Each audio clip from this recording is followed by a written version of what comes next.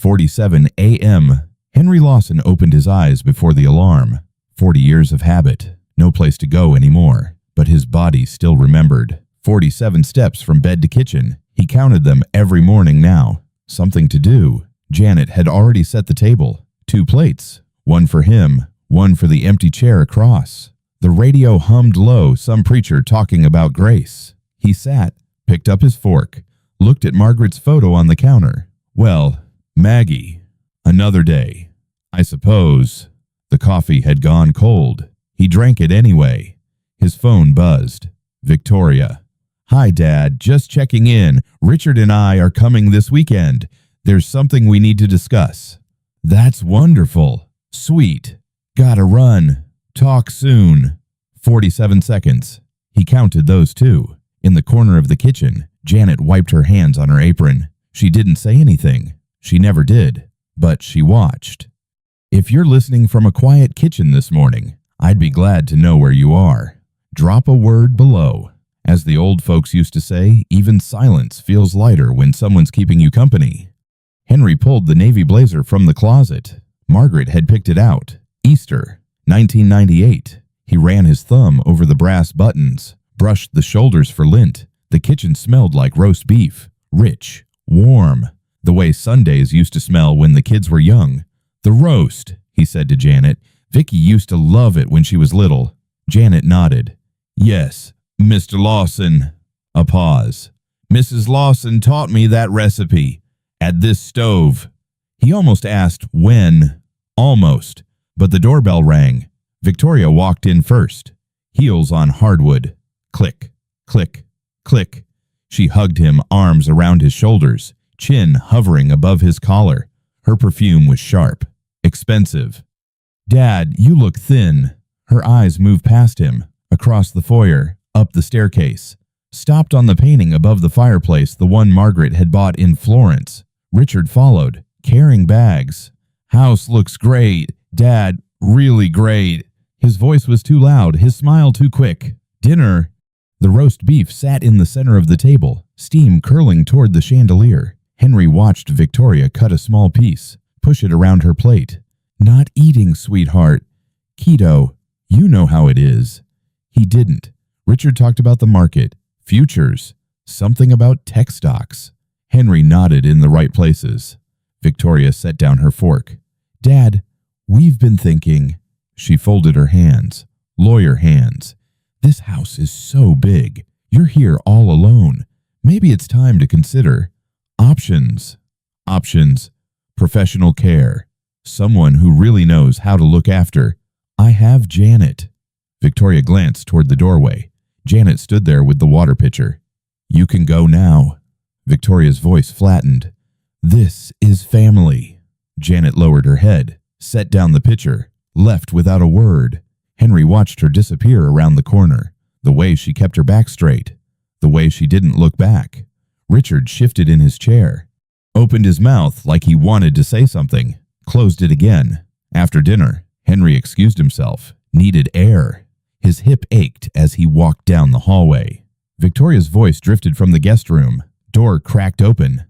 The paperwork's already filed. I submitted it 3 weeks ago. The hearing's set for the 19th. Richard. And he doesn't know. Of course not. That's the whole point. Henry's hand found the wall. His knees went soft. What hearing? 4:12 a.m. The living room was dark. Henry sat in the leather armchair, the one Margaret had bought for his 60th birthday. The grandfather clock ticked in the corner. 60 times a minute. He'd been counting. Sleep had quit on him around 2. He'd lain in bed staring at the ceiling, listening to Victoria and Richard moving around in their rooms, doors closing, water running, whispers he couldn't make out, paperwork already filed 3 weeks ago.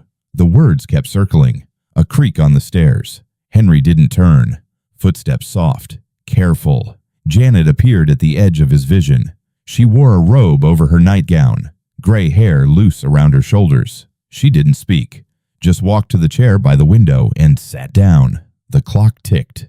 Neither of them moved. Outside, the sky started to lighten, gray at first, then pale blue at the edges. Birds woke up somewhere in Margaret's garden, the one she'd spent 30 years planting. Janet stood, walked toward the kitchen, stopped at the doorway. "Coffee, Mr. Lawson." He nodded. The morning arrived in pieces. Sunlight through the blinds. The smell of bacon from the kitchen. Victoria's heels on the hardwood upstairs. Click, click, click. Henry showered. Shaved. The razor nicked his chin. His hands weren't as steady as they used to be. He pressed a tissue to the cut and watched it bloom red. When he came down, they were already at the breakfast table. Victoria had a stack of papers next to her plate. White pages, black text, red tabs marking signature lines. "Morning, Dad." She smiled, pushed the papers toward him.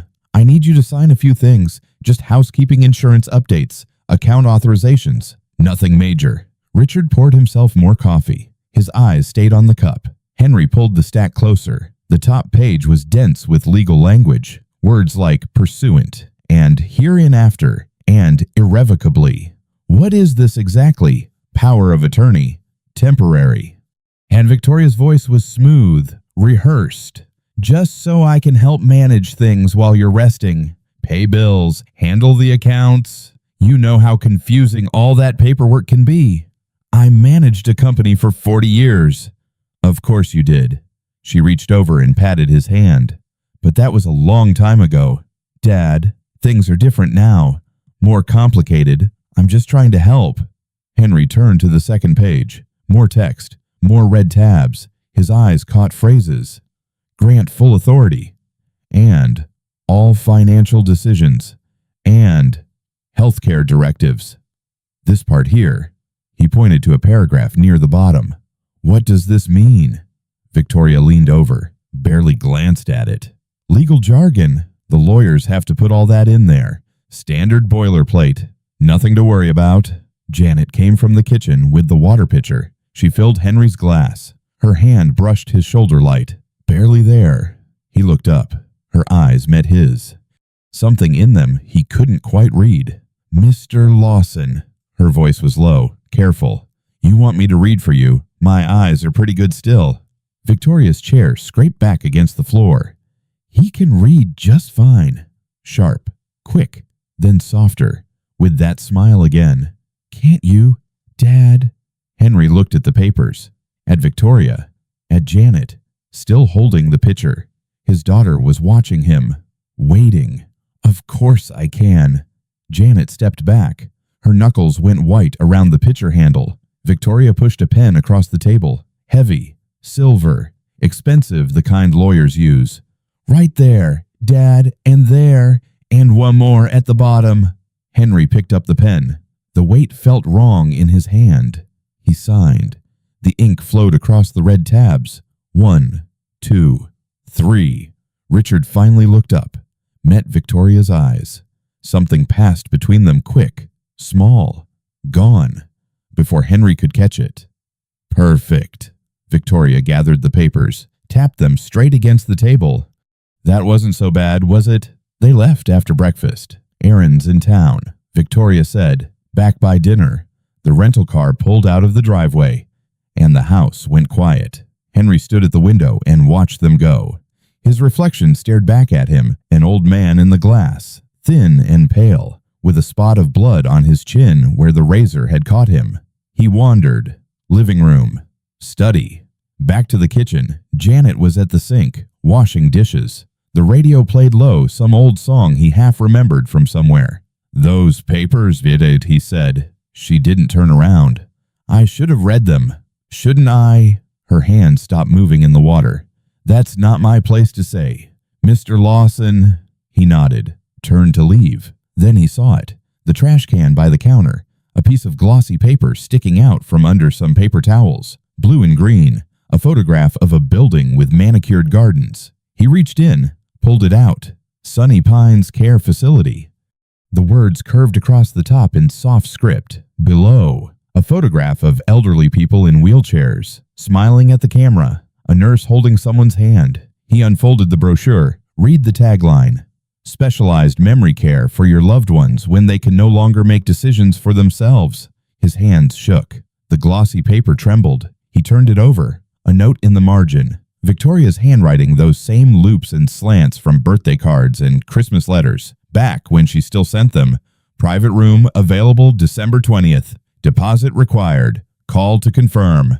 December 20th, 5 days after the hearing. Henry looked at Janet. She had turned from the sink now, watching him, dish towel twisted in her hands. Did you see them put this here? I don't look through the trash, Mr. Lawson. But you saw it. She didn't answer. Her jaw tightened. He looked at the brochure again. The smiling faces. The wheelchairs. The gardens where people walked on careful paths. Nurses at their elbows, memory care, for when they could no longer make decisions. But he could make decisions. He'd built a company from nothing, negotiated contracts worth more than this house, hired and fired and planned for 40 years. He knew what day it was. He knew where his keys were. He knew his own name and his wife's name and the names of his children, even if those children were what were they? He pressed his palm flat against the counter. The Formica was cold. The hearing was in 19 days. He'd just signed something he didn't read, and his daughter had already picked out his room. Was he losing his mind, or were they trying to make everyone believe he was? Cardboard boxes appeared in the hallway, 6 of them, brown and blank, stacked against the wall outside Margaret's sewing room. Victoria came down the stairs carrying a bundle of fabric, blue cotton, yellow flowers, the curtains Margaret had made for the nursery when Victoria was born. What are you doing? Cleaning up, Dad. Victoria dropped the fabric into the nearest box. All this clutter isn't good for you. The doctor said simple environments help with. She stopped, smiled. It just helps. Richard emerged from the sewing room with an armful of photo albums. The covers were cracked leather, dates written in Margaret's careful hand, 1985 to 1990, 1991 to 1995. Where are those going? Storage. Richard didn't meet his eyes. We'll keep them safe. Henry stepped forward. His hip caught the corner of a box. Pain shot down his leg, but he kept moving. Inside the box, Margaret's reading glasses, her address book, the ceramic cat she'd bought in Maine on their anniversary trip. And there, folded at the bottom, her gray wool scarf, the one with the small tear at the edge that she'd never fixed, the one that still smelled like her perfume if you pressed it close. He reached in. Victoria's hand closed on his wrist. Dad, we talked about this. This is Maggie's. I know, but holding on to things. She wore this every winter. His voice cracked. Every single winter. Victoria's grip loosened. She glanced at Richard. Something passed between them. Fine, she let go. Keep the scarf, but the rest goes. Henry clutched the wool to his chest, backed away. When he reached his bedroom, he pushed the scarf deep into his coat pocket. Hidden, safe. The morning stretched on. More boxes filled. More of Margaret disappeared into brown cardboard. Around 11, Henry went looking for his phone. He needed to call Tom Wheeler. 40 years of friendship. Tom would know what to do. The phone sat on his nightstand where he always left it. He picked it up. Pressed the power button. Nothing happened. He tried again. The screen stayed black. He found the charger, plugged it in, waited. The battery icon appeared full, but when he tried to make a call, service temporarily unavailable. Please try again later. He tried 3 times. Same message. The house phone in the hallway. He walked to it, picked up the receiver. Dead air. No dial tone. His palms started to sweat. He wiped them on his trousers. In the kitchen, Janet was preparing lunch. Soup on the stove, bread on the counter. Henry moved close, lowered his voice. I need you to call someone for me. He pulled a business card from his wallet. Tom Wheeler, attorney at law. This number. Can you do that? Janet looked at the card, at him, at the doorway behind him. She nodded, took the card, slipped it into her apron pocket. I'll try. Mr. Lawson. Footsteps in the hallway. Victoria. What are we whispering about? Janet turned back to the stove, stirred the soup, said nothing. Dad, everything okay? Fine. Henry walked past her. Just asking about lunch. Victoria watched him go. Her eyes stayed on Janet a moment longer. The doorbell rang at 2 o'clock. Dr. Coleman stood on the porch, medical bag in hand, gray hair, kind face. He'd been their family doctor for 30 years, delivered both children, held Margaret's hand in her final days. "Henry." He shook hands. Firm grip. "Good to see you." "Likewise, Jim." Victoria appeared at Henry's elbow. "Dr. Coleman, thank you for coming. We've just been a little worried about Dad lately. Have you..." Dr. Coleman looked at Henry. "How are you feeling?" "I feel fine." "He's been forgetting things." Victoria cut in. "Names, dates, where he puts things." Dr. Coleman nodded slowly. "Let's sit down and talk." They moved to the living room. Victoria sat across from Henry. Richard stood by the window, arms crossed. Dr. Coleman pulled out a small notepad. "Henry, I'm gonna ask you some questions." "Just standard cognitive assessment. Nothing to worry about." "Go ahead." "What day is it today?" "Tuesday, December 12th. "Who is the current president?" Henry told him. "Can you count backward from 100 by sevens? 100, 93, 86, 79, 72. Dr. Coleman wrote something down. Victoria leaned forward. "But yesterday, he couldn't remember where he put his keys. He spent 20 minutes looking for them." "I found them," Henry said, "in my coat pocket." After 20 minutes, Dr. Coleman set down his pen, looked at Victoria, then at Henry. "Henry, I'd like to speak with you alone for a moment." Victoria's smile tightened. "I don't think that's necessary. We're family. We should all..." "Victoria." Dr. Coleman's voice was gentle but firm. "Alone." Richard shifted by the window. Victoria stood slowly. "We'll be in the kitchen." They left. Dr. Coleman waited until the door closed. "Henry, what's really going on here?" "I don't know what you mean." "I've known you for 30 years. Something's wrong. You can tell me." Henry opened his mouth, closed it. Could he? Could he tell this man that his children were trying to put him away? That they'd taken his phone, cut the landline, were filling out papers and scheduling hearings? It sounded paranoid. It sounded like exactly what a confused old man would say. "I'm just tired, Jim. That's all." Dr. Coleman studied him for a long moment, then nodded. "All right, but if you need anything at all, you call me. You understand?" "I will." Victoria came back in as Dr. Coleman was leaving. She walked him to the door. Their voices were low. Henry couldn't hear the words. The rest of the day passed in silence. More boxes. More empty spaces on the walls. Dinner was quiet. That night, Henry couldn't sleep.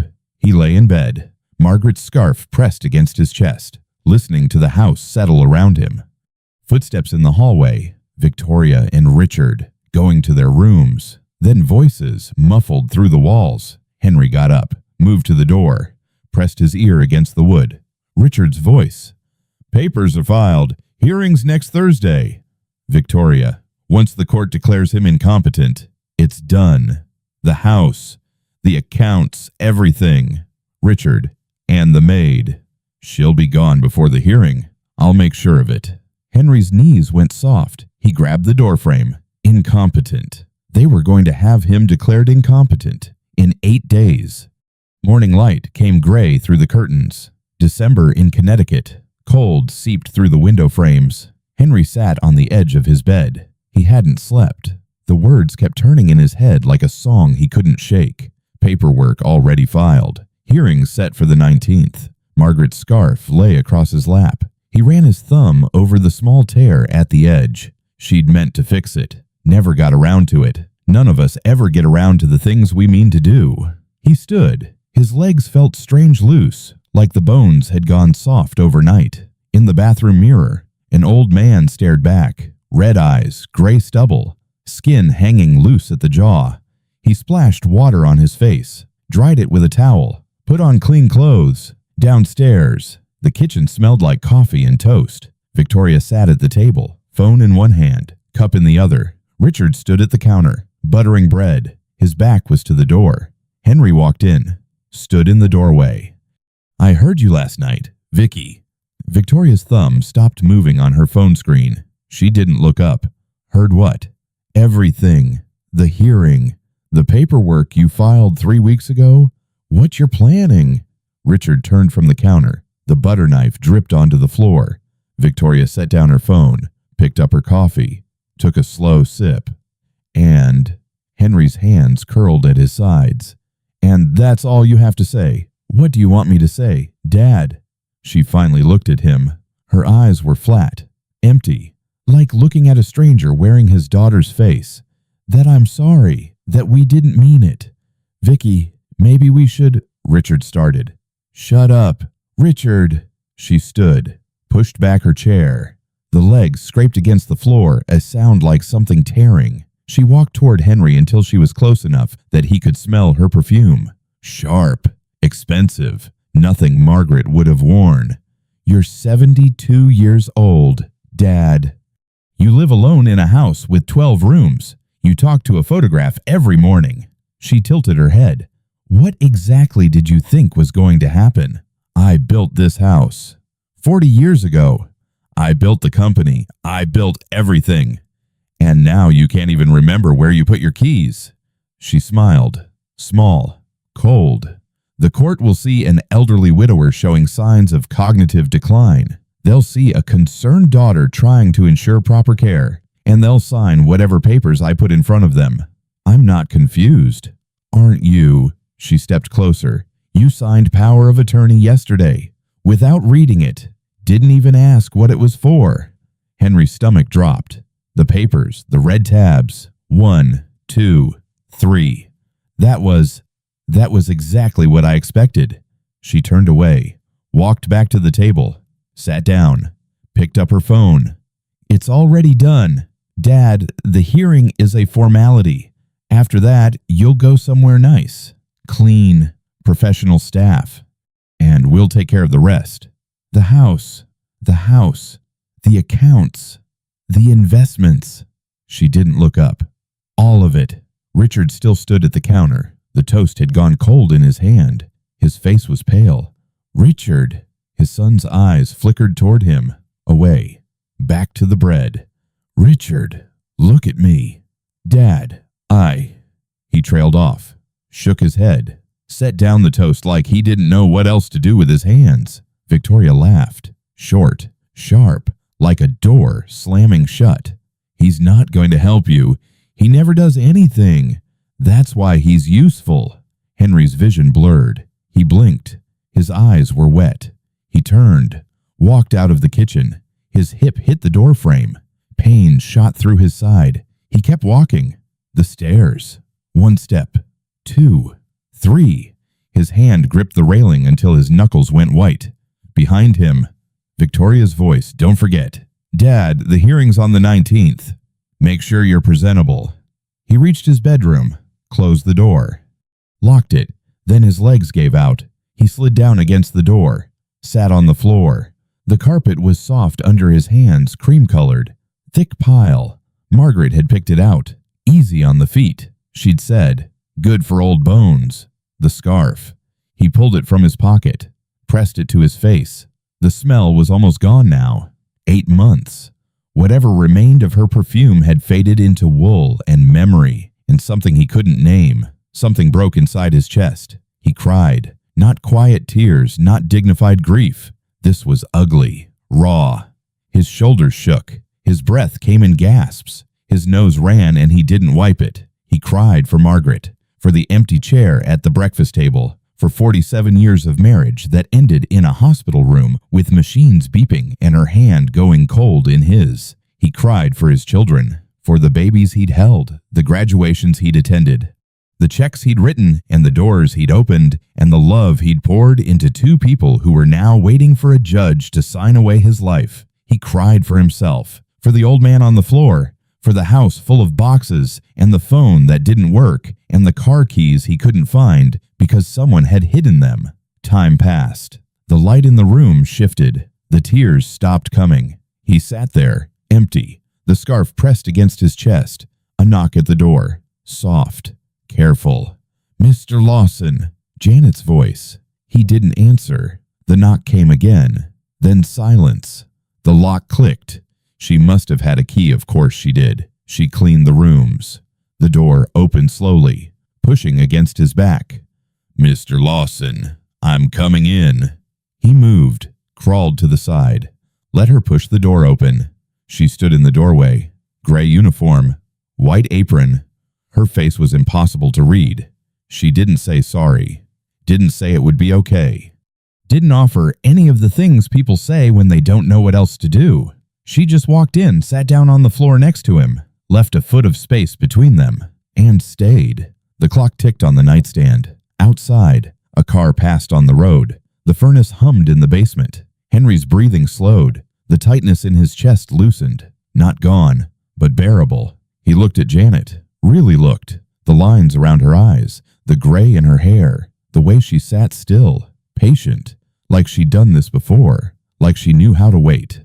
How long have you worked here, Janet? 3 months, Mr. Lawson. Before that, she didn't answer right away. Her hands rested on her knees, steady. Before that, a long time ago.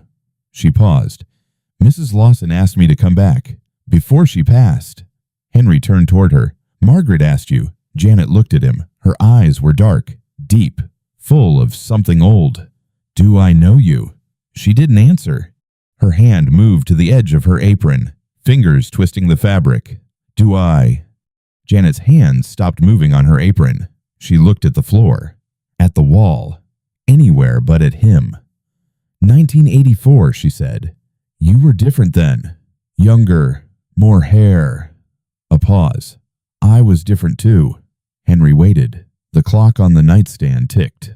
I came from Manila, 18 years old. A family in New York hired me domestic work.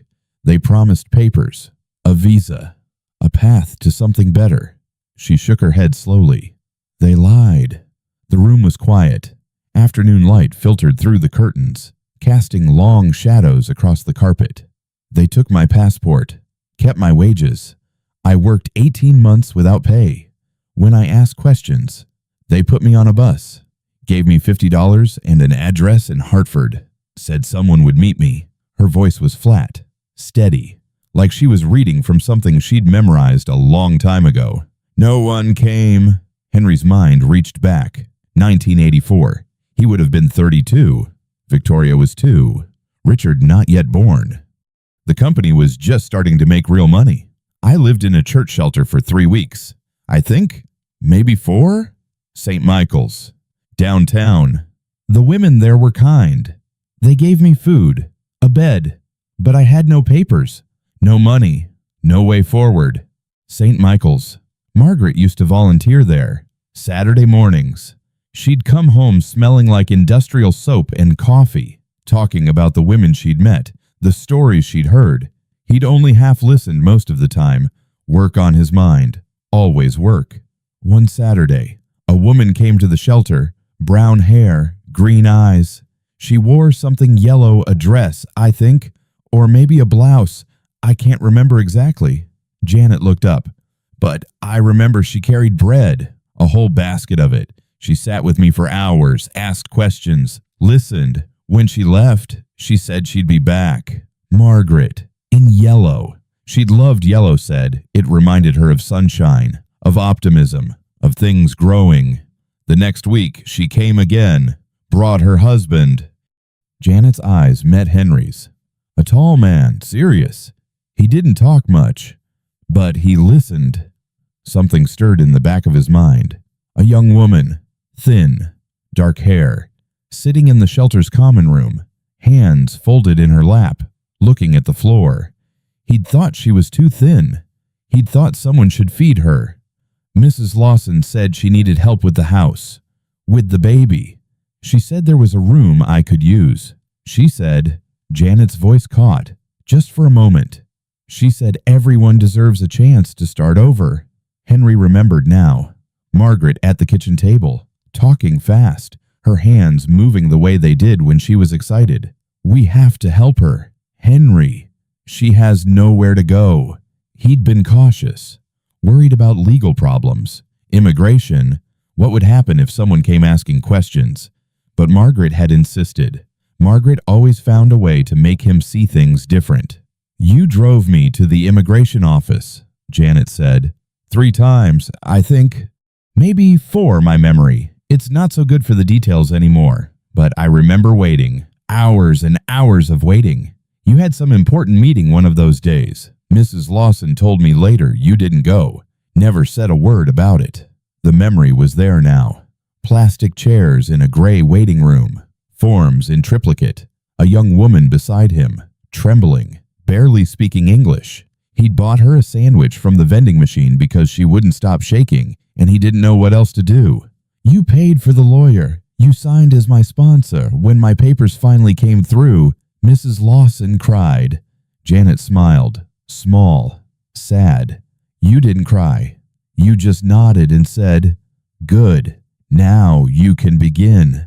Henry's chest felt tight, not painful, something else, something he couldn't name. I worked here for 2 years. Then I met a man, a good man. He had a restaurant in Bridgeport. I married him, moved away. She reached into her apron pocket, pulled out a worn envelope. I sent Christmas cards every year. She handed him the envelope.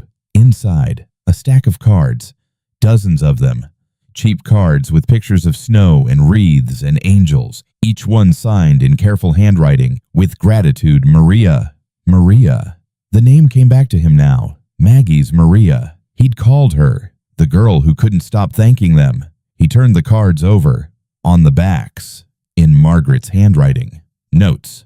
Maria's daughter started school today. Maria's son born 7 pounds 4 ounces, healthy. Maria's husband opened second restaurant. Maria's daughter graduated sending photo. She'd kept track. All those years, she'd followed the life of a woman she'd helped once, 4 decades ago, and she'd never said a word about it. My husband passed 3 years ago, Janet said. Heart attack, quick. The doctor said, he didn't suffer. My children are grown. They have their own families now, their own lives. She looked at the cards in Henry's hands. When Mrs. Lawson got sick, she called me. I hadn't heard her voice in 20 years, but I knew it right away. Henry thought of Margaret in the hospital, the last months, the way she'd spent hours on the phone, making calls, arranging things. He'd assumed lawyers, accountants, getting affairs in order. She told me she was dying. She told me she needed a favor. One last thing. Janet's voice dropped. She said you would be alone. She said your children. She stopped. Started again. She said you would need someone to watch over you. So you came. I came. You've been here 3 months. Yes. Watching. Janet didn't answer. Henry looked at the cards, at the handwriting, at 40 years of gratitude spelled out in cheap ink on cheap paper. Why didn't you tell me who you were? You didn't remember. And Mrs. Lawson said it would be better if I just stayed close, made sure you were all right. She said. Janet hesitated. She said you might need proof that you'd done some good in this world. When the time came, Margaret, still taking care of him, even from wherever she'd gone. Maria. The name felt strange on his tongue, old and new at the same time. Your real name is Maria. I changed it when I got my papers. Fresh start, fresh name. She looked at him. But I never forgot who helped me become someone new. Henry set the cards down carefully on the carpet between them, looked at this woman, this stranger who wasn't a stranger, this person who'd crossed decades and miles because a dying woman had asked her to. You don't owe me anything, he said. What we did, that was 40 years ago. We never expected. No. Janet cut him off, gentle but firm. You didn't expect. That's why it mattered. She stood, brushed off her apron, walked to the door. Mrs. Lawson told me one thing before she died. One last thing. What? Janet turned. Her eyes were wet. The first crack he'd seen in that careful composure. She said, don't let them take his dignity. Maria, he gave me mine. She walked out. Her footsteps faded down the hall. Henry sat on the floor of his bedroom, surrounded by Christmas cards. 40 years of gratitude, a lifetime of kindness he'd forgotten. Margaret had known. She'd always known everything what their children were becoming, what they would try to do, and she'd prepared. The question now, what was he going to do about it? Henry woke before dawn, 12 days until the hearing. He lay in bed, listening to the house. Victoria's room was quiet. Richard's too. The furnace hummed in the basement. Outside, a car passed on the road, headlights sweeping across the ceiling, then gone. He got up, found a pen in the nightstand drawer, a sheet of paper from Margaret's desk, cream-colored, her initials embossed at the top. MRL, Margaret Rose Lawson. He sat at the desk and wrote, "Jim, I need your help. My children have filed for guardianship. They claim I am mentally incompetent. I am not. They have disconnected my phone service and taken my car keys. I cannot leave freely. I am asking you, as a friend of 30 years, to write an honest medical evaluation. Please call the number below. It belongs to my neighbor, Mrs. Patterson. She will get a message to me, Henry Lawson." He folded the letter, slipped it into an envelope, wrote Dr. Coleman's office address on the front. His hand was steady. At 6:30, Janet came to his room with coffee. Steam rose from the cup, the smell of it bitter. Dark filled the space between them. He handed her the envelope. "Mrs. Patterson," he said. "Can she mail this?" Janet tucked the envelope into her apron pocket. "I'll ask her this morning, when I take out the trash." "Victoria watches you." "Victoria watches everyone." Janet's face didn't change. "But she doesn't come downstairs before 8, and she doesn't care what the help does with garbage bags." By 7:15, the envelope was gone. Henry watched from his window. Janet walked to the curb with 2 trash bags, stopped at Mrs. Patterson's mailbox. The old woman was collecting her newspaper, 82 years old, white hair, hearing aids in both ears. They exchanged words. Janet handed her something. Mrs. Patterson slipped it into her housecoat pocket. A small thing, easy to miss, if you weren't looking. Victoria came down at 8:30. Hair perfect, makeup fresh. She didn't glance toward the window. 3 days passed. Henry played his part. Confused old man, forgetful, tired. He asked what day it was twice in one afternoon. Let Richard find him standing in the hallway, staring at nothing. Nodded when Victoria explained things slowly, like he couldn't follow. Inside, he was counting hours, minutes, days until the hearing. On the 4th day, the call came. Henry was in the garden, pretending to look at Margaret's rose bushes. Dead now, just thorny sticks poking from frozen soil. December had killed everything she'd planted. Janet appeared at the back door.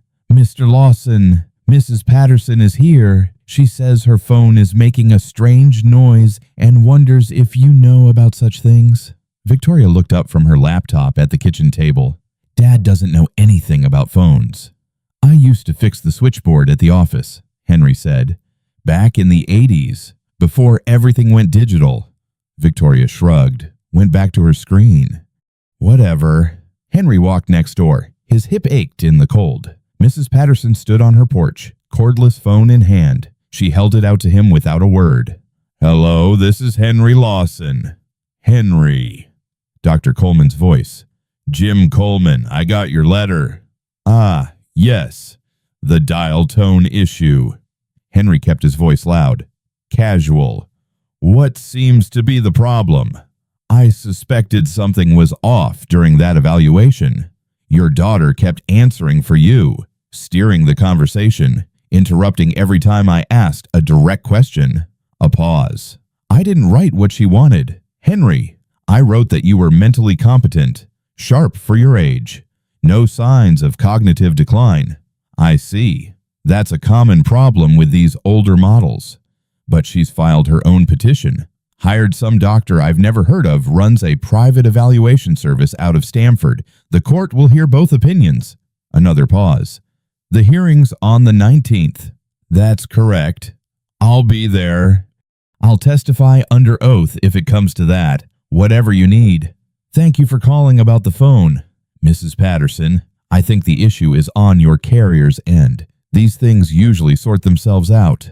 He hung up, handed the phone back to Mrs. Patterson. She took it without a word, just nodded once. That night, Janet knocked on his door. She came in carrying something small, a phone old model, flip design, the kind Margaret had refused to upgrade even when everyone else switched to smartphones. "I found this in her nightstand," Janet said. "She told me about it before, said it might be useful someday. The battery was dead, but I charged it in my room. Henry turned it over in his hands. The screen was scratched. The keypad worn smooth from years of use. No password. Margaret never bothered with passwords. Victoria doesn't know about this. She cleared out Mrs. Lawson's clothes, her jewelry, her books. Janet shook her head. She didn't look in the nightstand. Just papers and old receipts, she said. Not worth her time. This phone works. It makes calls, and Janet took the phone, pressed some buttons, showed him a small microphone icon on the screen. Voice memos. Mrs. Lawson used it to record shopping lists, reminders to herself. Henry looked at the phone, at Janet. An idea formed slow at first, then clear. The next morning, Victoria spent 2 hours on the phone with her lawyer. Henry could hear her voice through the floor clipped, professional, punctuated by legal phrases. Motion to expedite, medical testimony, guardian ad litem. Janet cleaned the hallway outside Victoria's door, the old phone in her apron pocket, recording. That evening, Henry asked to hear it. Victoria's voice came through the tiny speaker, thin but clear. Once he's declared incompetent, we liquidate the house first. Market strong. Right now, we could get 2, maybe 2.5. Then the investment accounts. Richard wants his share immediately. Debts, he says. I'll manage the rest through a trust. The lawyer's voice. And your father's ongoing care expenses. Sunny Pines runs about $12,000 a month. Between that and management fees, the estate draws down over 5 to 7 years, maybe less, depending on his health. And no other family members who might contest. Just me and Richard. We're aligned. The recording ended. Henry sat in the dark of his bedroom. His hands shook. Not from age, says. 5 to 7 years. They planned to drain everything. The house, the savings, 40 years of work. And him locked in a room somewhere, signing whatever they put in front of him, until there was nothing left. I need to leave the house, he said. Victoria won't allow it. She won't know. He stood, walked to his closet, pushed aside shirts and jackets until he found it hanging at the back, wrapped in dry cleaner's plastic. The suit, navy blue, Italian wool. He'd bought it in 1987, the year he'd closed the biggest deal of his life, $50 million. He'd worn it to every major negotiation after that. His lucky suit, Margaret called it. He pulled it out, held it up to the light. The shoulders were dusty, the lapels slightly out of fashion, but when he tried on the jacket, it still fit. He'd worn it to her funeral. One last time. He put it on now. White shirt, blue tie, the one with the small gold pattern she'd given him for their anniversary. In the mirror, a different man looked back, still old, still tired, but something else too, Bates, something that had been sleeping for a long time. Well, Maggie, he said quietly, I've negotiated with worse. He found Victoria in the living room, scrolling through her phone. I'm going for a walk. Clear my head. She looked up, saw the suit, frowned. Dressed like that. I feel like looking decent for once. It's been a while. Victoria's eyes narrowed, just for a moment. Then she shrugged. Sure, Dad, fresh air is good for you. She went back to her phone, already dismissing him. He walked out the front door, down the driveway, past Mrs. Patterson's house, around the corner. Tom Wheeler's black sedan was waiting on the next block, engine running. Tom sat behind the wheel, 70 years old, former managing partner of Wheeler and Associates, still sharp as anyone Henry had ever known. Henry got in. The leather seat was warm. Henry. Tom didn't smile. What the hell is happening? My children filed a guardianship petition. They claim I'm incompetent.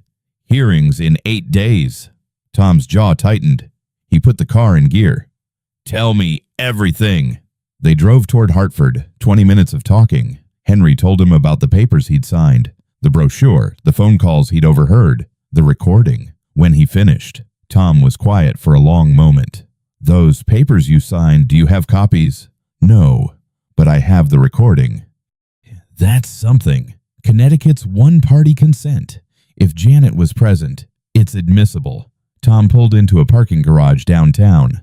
Cut the engine. I know a judge. I can file an emergency motion first thing Monday, and I'll need to see whatever documentation they've submitted to the court. Can we stop this?" Tom turned to look at him. "The hearing's in 8 days. I've won cases with less time." He opened his door. "But we need to move fast, and you need to keep playing the confused old man until we're ready." That night, Henry sat by his window. The house was quiet. Victoria had gone to bed early. Busy day tomorrow, she'd said. Final preparations. He looked out at the street. A car was parked at the end of the block. Black sedan, headlights off. Tom Wheeler's car. 8 days, then everything would change. Friday morning, December 19th, 8:47 a.m. Henry came downstairs in his suit. Navy blue, clean shirt. The tie Margaret had given him. Victoria stood in the foyer, checking her phone. Gray blazer, gray skirt, court clothes. "Ready, Dad. The car will be here in..." The doorbell rang. Victoria frowned, checked her watch. "That's early." She opened the door. Tom Wheeler stood on the porch, gray overcoat, leather briefcase.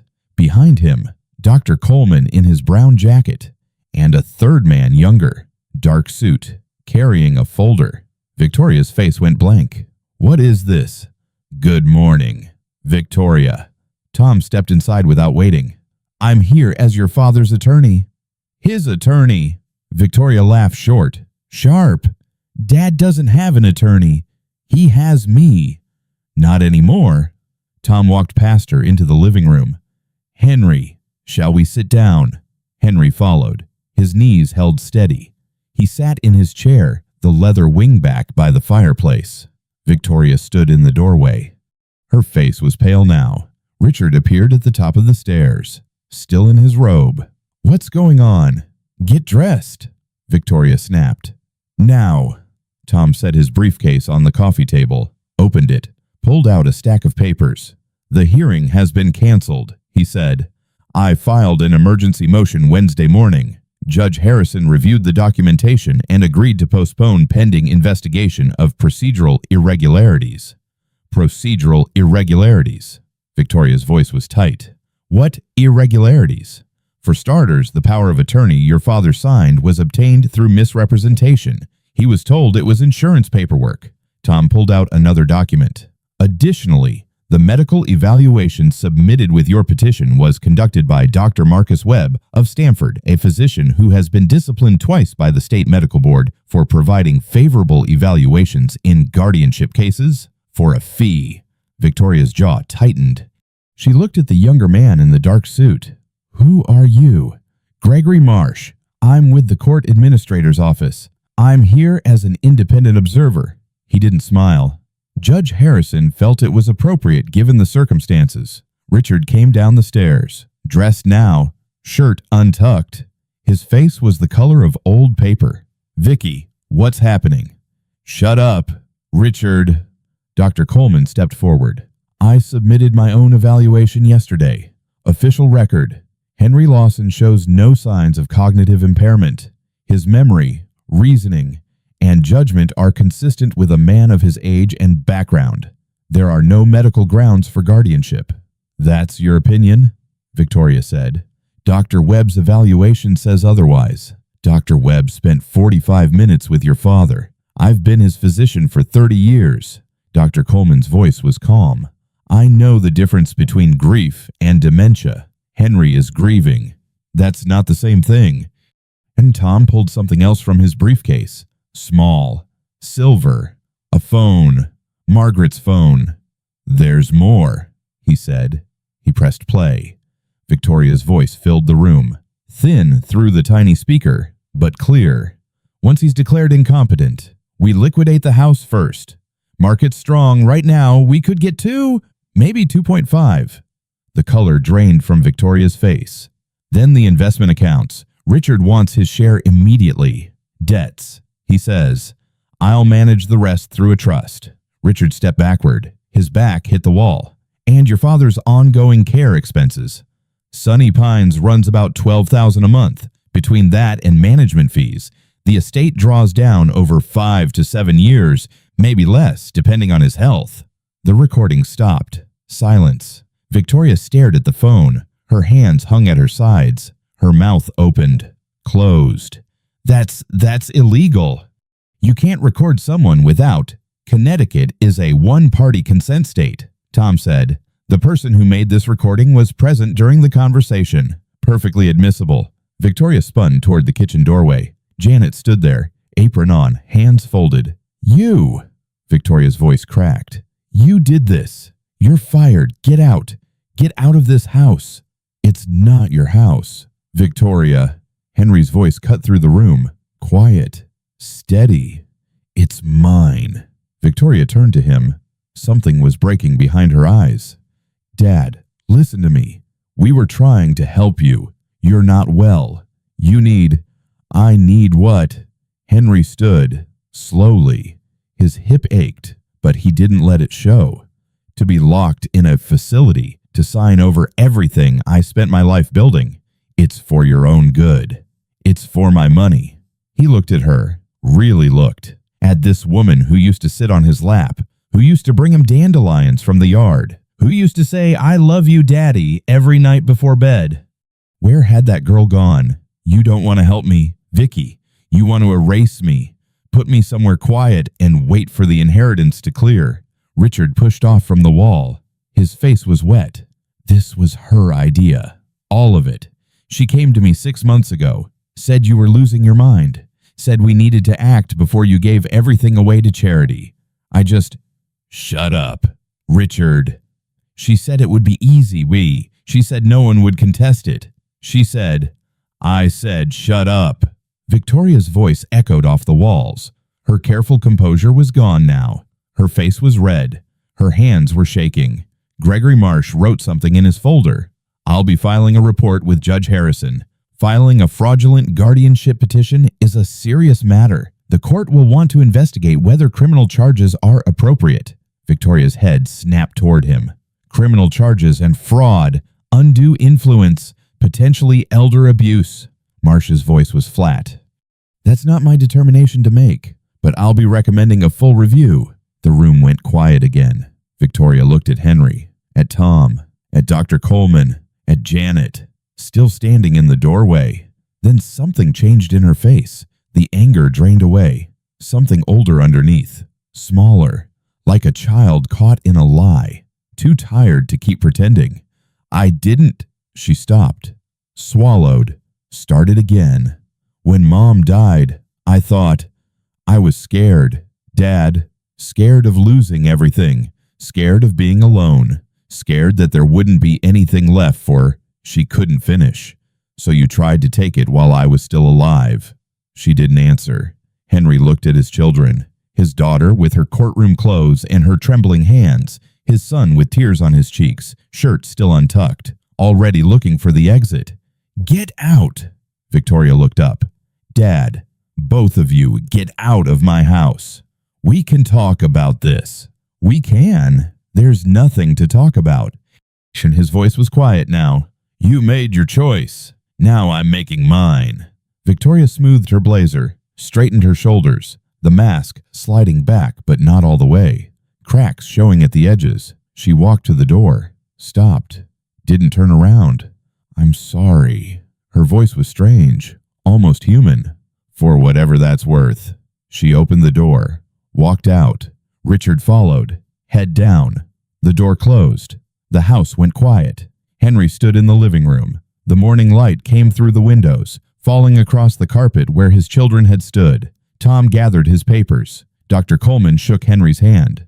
We'll be in touch about next steps, Tom said.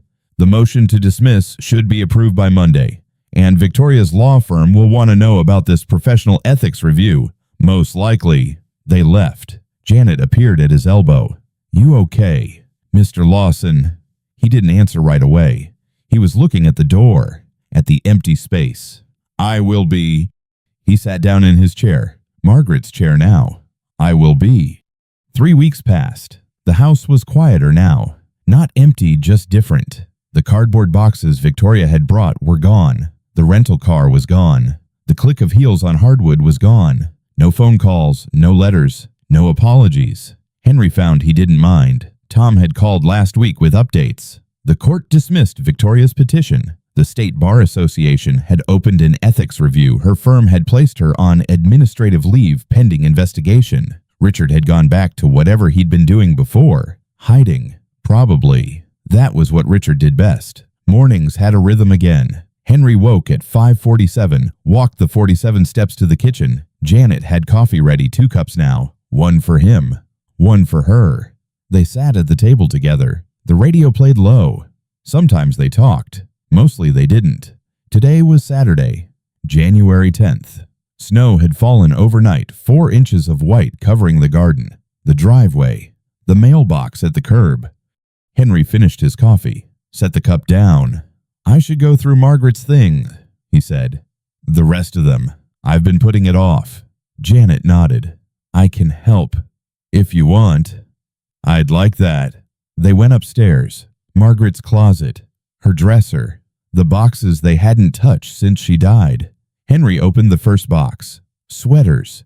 He remembered each one, the blue cashmere from their trip to Scotland, the red wool she wore every Christmas morning, the gray cardigan with the missing button she'd never gotten around to fixing. He set them aside, kept going. The second box held papers, old bills, receipts from 30 years ago, a stack of birthday cards he'd given her over the decades. His handwriting changed across them, young and sharp in the early ones, slower and shakier toward the end. The third box was smaller, wooden. He didn't recognize it. He lifted the lid. Christmas cards, dozens of them, stacked neatly, organized by year. The first one dated 1986. He pulled it out. Cheap paper. A picture of a snow-covered church. Inside, careful handwriting. "Dear Mr. and Mrs. Lawson, thank you for everything you have done. I have a job now. I am learning more English every day. I will never forget your kindness. With gratitude, Maria." Henry's throat tightened. He pulled out another, 1990. The handwriting was more confident now. "My daughter was born last month. Her name is Grace. I named her that because of what you showed me." Another, 1995. "My husband's restaurant is doing well. We bought a house. Sometimes I cannot believe this is my life." Another, 2003. "Grace graduated high school today. She is going to college. The first in our family. I thought you would want to know." Another, 40 cards, 40 years. A life documented in cheap paper and careful words, and on the back of each one, in Margaret's handwriting, notes. Maria's daughter started kindergarten. Maria's son born 7 pounds 4 ounces. Maria's husband opened second restaurant. Maria's daughter getting married in June. She'd kept track every year, reading each card, adding her notes, filing them away in this wooden box. And she'd never said a word about it. At the bottom of the box, something else. A folded piece of paper. Margaret's stationery, cream-colored. Her initials at the top. MRL. Henry unfolded it. His hands shook. "Henry, if you're reading this, I'm gone. I'm sorry I couldn't stay longer. I tried. I know what the children are. I've known for years Victoria has her father's ambition, but not his heart. Richard has neither. They will come for what you built. They will try to take it from you. Take you. I've done what I can. Maria is coming back. She owes us nothing, but she insists. Some people are like that. They remember kindness the way others remember debts. She's good. Henry, the way people used to be good, before the world taught them otherwise. Let her help. Don't be stubborn. I know you'll want to handle everything yourself. You'll think asking for help is weakness. It isn't. It's wisdom. It's knowing that no one gets through this life alone. And remember this, the ones who help without being asked are the ones who stay longest. I love you. I always have. Since that day in the library when you asked to borrow my pencil and then forgot to give it back. Don't be sad too long. I'll be waiting. M. Henry read the letter twice. 3 times. The words blurred. Something wet on his cheeks. Janet sat beside him on the floor, not speaking, just there. He handed her the letter. She read it slowly, carefully. When she finished, she folded it and gave it back. She knew, Henry said. She always knew. Yes. She planned everything, even at the end. Mrs. Lawson was like that. Janet looked at the box of cards. She never forgot anyone she helped, and she never stopped watching over the people she loved. Henry looked at the letter in his hands. At Margaret's handwriting, the loops and curves he'd seen on grocery lists and birthday cards and love notes left on his pillow. Janet. Yes. Mr. Lawson. Would you stay? Not as an employee. He paused, tried to find the right words. As family. She was quiet for a long moment. Her eyes were wet. I would like that very much. Henry nodded, folded Margaret's letter carefully, put it in his pocket, next to her scarf. Well then. He stood. His knees creaked. His hip ached. But he stood. It's almost noon. We should eat something. They walked downstairs together, to the kitchen, to the table with its 2 chairs.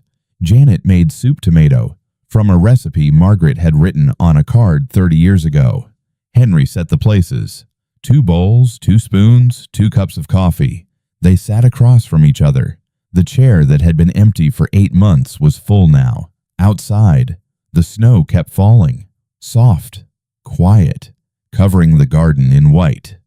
Margaret's rose bushes were buried somewhere underneath, waiting for spring. Henry looked at Janet, at the soup, at the winter light through the window. Some mornings come quiet. Nothing much changes, just the light a little softer, the air a little warmer than before. Many of us have sat at tables with empty chairs, have wondered who would stay, have carried things alone for longer than we should have. Not everything gets resolved. Not every wound heals all the way. But sometimes that's not what matters. Sometimes you just need someone to sit with you, to say nothing, to stay. Henry picked up his spoon. The soup was warm. The coffee was fresh. The house was quiet, but not empty. Not anymore. Some stories leave a quiet weight behind, not heavy enough to hurt, just enough to notice. Like a hand resting on your shoulder at the end of a long day. Like the smell of coffee in a kitchen where someone is waiting. Perhaps you've sat at a table with an empty chair. Perhaps you've loved someone who couldn't see what you were worth. Perhaps you've carried something for years, a kindness given, a debt repaid, a letter never sent and told no one about it. Many of us have been there, standing in doorways, folding old scarves, holding on to things that still smell like someone we miss, wondering if the people we raised will remember who we really were, wondering if anyone will stay when they don't have to. Not everything resolves the way we hope. Some children leave and don't come back. Some wounds close slowly. Some stay open. And sometimes the ones who stay longest are the ones we almost didn't notice standing there. It's all right if this stirred something old. It doesn't need to settle into a neat shape. Some things are just felt, then allowed to rest. Thank you for being here. Thank you for staying until the end.